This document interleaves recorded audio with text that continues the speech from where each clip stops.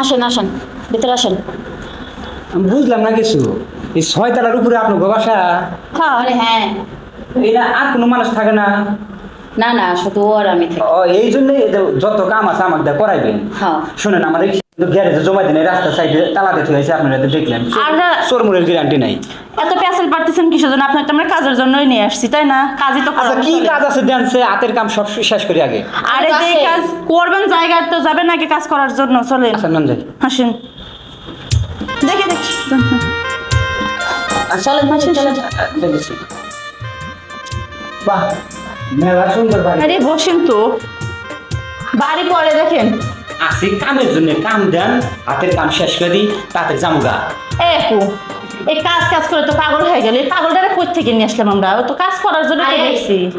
কাজের জন্য আনছি না। হ্যাঁ, আমার কাজ যেটা ওইটাই করাবো, ঠিক আছে? এত চিন্তার কিছু নাই। তুমি তো সারাদিন বইটা কামা মাত্র 500 টাকা। হ্যাঁ। আপনারা কিন্তু 2 বোন কইছেন যে 500 টাকা ইনকাম করো, সারাদিন রিক্সা চালায় প্যাডেল মেরে।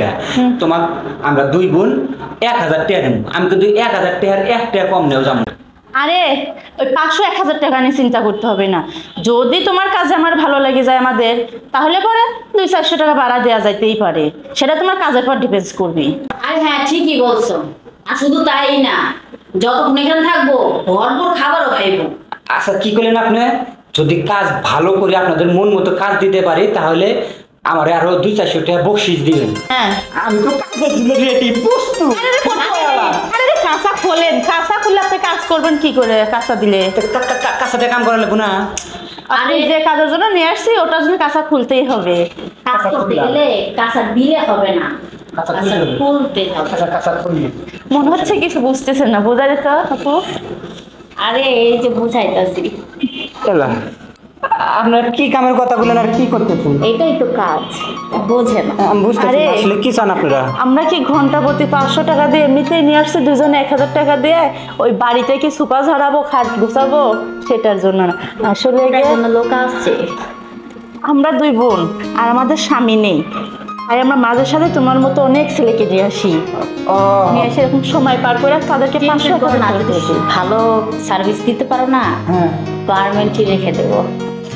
হ্যাঁ, মানে এই চাকরি আর চাইবো না? না আমার শরীর যে বোধ শেষ না হয়। আরে সরে হবে কেন?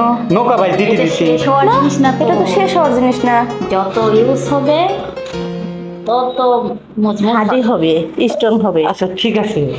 এই সুন্দর সুযোগ, এই কাম করলেও যদি একটু পামু, আমাকে তো আবার পরীক্ষা করতেছেন না। আরে না, ঠিক আছে, আজকে 2 জন আমি একলা।